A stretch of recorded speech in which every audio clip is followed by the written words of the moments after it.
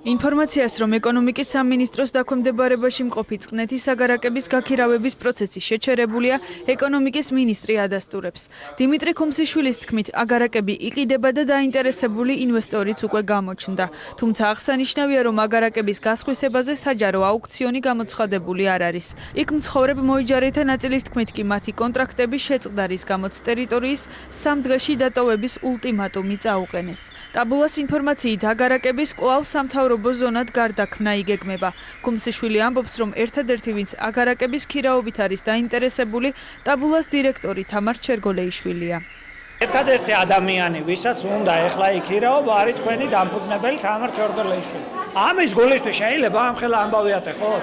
ჩვენ ყავს კონკრეტული ინვესტორი, რომელთანაც მიმდინარეობს მოლაპარაკება და შესაბამისად, თუ კონკრეტული ინვესტორს უნდა ამის შეძენა, მაშინ ეხლა დიახ დღეს ახალი იჯარები აღარ ფორმდება. ქუმსიშვილის ამ განცხადებას სიცრუეს უწოდებს თავად თამარ ჩერგოლეიშვილი და წყნეთის აგარაკებით პირად დაინტერესებას კატეგორიულად გამორიცხავს. ტაბულას დირექტორი ასევე აღნიშნავს, რომ მას შიდა წყაროებიდან აქვს ინფორმაცია იმის შესახებ, რომ წყნეთის აგარაკების კვლავ სამთავრობო ზონად გადაკეთებას აპირებენ. Რაც წუთიდანაც ტაბულა ჩაერთო ამ ამბავში, იმ წუთშივე ვთქვი, რომ მე იქ აღარ ავალ, იმიტომ რომ განსხვავებით ბიძინა ივანიშვილისგან, განსხვავებით ბატონი ქუმსიშვილისგან, მე ჩემ ძალაუფლებას, რასაც ტაბულას დირექტორობა მანიჭებს, არ ვიყენებ პირადი მიზნების მისაღწევად. შესაბამისად, დიდი ხნით ადრე, რაც წუთიდანაც ტაბულა ჩაერთო, მე ნათქვამი მაქვს ძალიან ცხადად, რომ მე არ ვაპირებ იმ აგარაკის სარგებლობას, მაგრამ ყველანაირად შეუშლი ხელს ამ მთავრობას, რომ იქიდან წვრილშვილიანი ბავშვები, ოჯახები გამოასახლონ, ეს ერთი და მეორე, თუ ამას იზამენ და სამთავრობო ზონად გადააკეთებენ ისევ, მაშინ მოუწევთ ახსნან, რატომ ლანძღავდნენ წინა ხელისუფლებას იმისთვის, რასაც თვითონ ბევრად უარესად აკეთებენ. ბუნებრივია, მე შიდა წყაროებიდან მაქვს ინფორმაცია, რომ მთავრობა აპირებდა ასვლას და მთავრობა აპირებს, ძალიან კარგი იქნება თუ დღევანდელი განცხადებების შემდეგ ვეღარ ავლენ, იმიტომ რომ მაშინ საკუთარ სიტყვებზე გადახტომა მოუწევთ. ინფორმაციას, რომ შესაძლოა წყნეთის აგარაკები კვლავ სამთავრობო ზონად გადაიქცეს, უარყოფს ყოფილი პრემიერ-მინისტრი ბიძინა ივანიშვილი. ივანიშვილის თქმით, მას არ აქვს კონკრეტული ფაქტები, რაც დაადასტურებდა, რომ მთავრობის წევრები აგარაკებით სარგებლობას გეგმავენ. ივანიშვილი ასევე ამბობს, რომ თავის დროზე ყოფილი ხელისუფლების წევრების კრიტიკის საბაბი ის გახდა, რომ ტერიტორიაზე აგარაკების აშენება იგეგმებოდა. მეჯერ არ მაქვს არავითარი ფაქტები, რომ ისინი აპირებდნენ აგარაკებზე ასვლას, ან აპირებენ.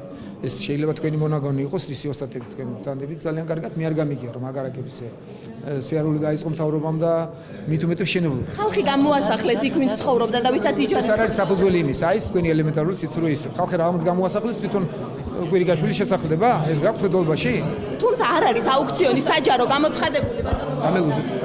აი კითხვაშივე ვცდილობ კითხვაშივე და გამახინჯეთ. ბიუჯეტში იყო შეტანილი და ბიუჯეტის პროექტში, როდესაც ჩვენ მოვედით, მათ რიცხვი აგარაკების მშენებლობა მთავრობისთვის. აი თქვენი ბოგერიას 30 მილიონი ნაღდი კონდათ გამოტანილი ფული და დღესაც გამოძიება არ არის დასრულებული მაგას და როგორ ექცეოდნენ საბიუჯეტო თანხებს კიდევ შეგახსენებდით. და მათ რიცხვი აგარაკების მშენებლობას აპირებდნენ. და დღეს რასაც თქვენ ამბობთ, არავითარი ფაქტები არ გაგაჩნიათ, რომ ახალი ხელისუფლება აპირებს აგარაკებს. აღსანიშნავია, რომ წინა ხელისუფლების დროს მთავრობის წევრების მიერ აგარაკებით სარგებლობა მოქმედი ხელისუფლების მკაცრ კრიტიკას იმსახურებდა. ყველანაირი დაჩები, ყველანაირი მშენებლობები, ყველანაირი პრივილეგიები, რაც ჰქონდა ჩინოვნიკებს, ყველაფერს ჩამოვართმევთ და ყველაფერს ამას გამოვაქვეყნებთ. არავითარი წყნეთი, არავითარი დაჩები, იქიდან მშენებლობები მიდის, სულ ყველაფერი გავაჩერეთ, ყველაფერი თქვენსკენ წამოვა. წყნეთის სამთავრობო აგარაკები, რომლებიც დღეს არის სახელმწიფო საკუთრებაში და რომლის პრივატიზაციაც იგეგმება, მე მაინტერესებს ყოფილი ხელისუფლების მაღალჩინოსნების, ასე ვთქვათ, მფლობელობაში, სარგებლობაში თუ იყო ეს აგარაკები და მაინტერესებს ვინ იყვნენ ის ჩინოვნიკები, ვინც სარგებლობდა ამ ქონებით თავის დროზე? დიახ, ყოფილი პრემიერ-მინისტრის ვანო მერაბიშვილის სახლისთვის. ამ კომპანიამ 1.200.000 ლარი გადაიხადა უკვე.